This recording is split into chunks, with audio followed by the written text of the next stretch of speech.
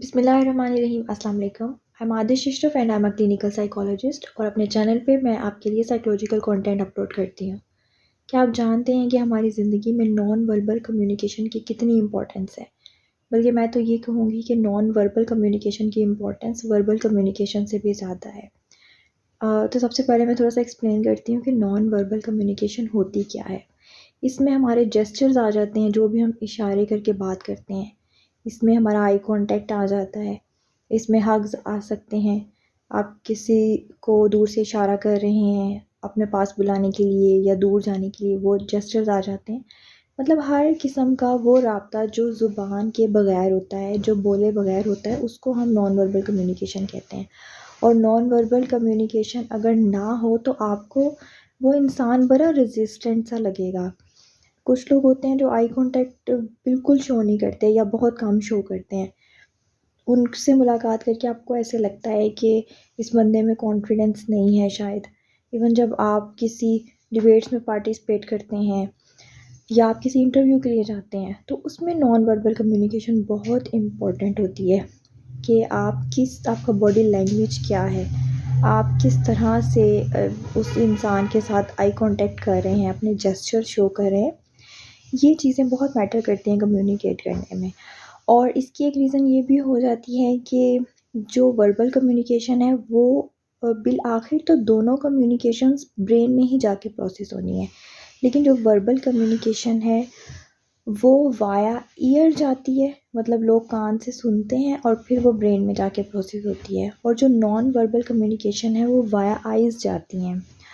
اور آئیز سے جو ہم چیز دیکھتے ہیں نا، اس کو ہم جلدی پک کرتے ہیں، بجائے کہ ہم جو کان سے سنتے ہیں اس کے بجائے ہم آئیز سے جو چیز دیکھتے ہیں، اپنی آنکھوں سے جو دیکھتے ہیں، ہم اس پہ زیادہ جلدی ٹرسٹ بھی کرتے ہیں اور ہم اس کو زیادہ جلدی ڈیکوڈ بھی کر لیتے ہیں. اس کا میننگ ہم زیادہ جلدی سمجھ لیتے ہیں.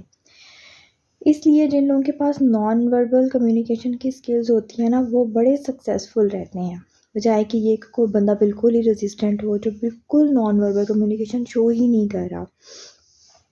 ہاں، لیکن یہ بات جو ہے یہ نارمل لوگوں کے لیے ہو رہی ہے. اگر ایک انسان بلائنڈ ہے تو اس کے لیے نان وربل کمیونیکیشن میٹر ہی نہیں کرتی.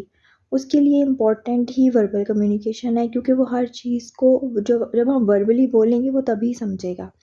لیکن جو لوگ بول نہیں سکتے، سن نہیں سکتے ہیں، ان کے لیے وربل کمیونیکیشن امپورٹنٹ نہیں ہے. ان کے لیے نان وربل کمیونیکیشن امپورٹنٹ ہے، اور وہ دوسروں سے کمیونیکیٹ بھی نان وربلی ہی کرتے ہیں.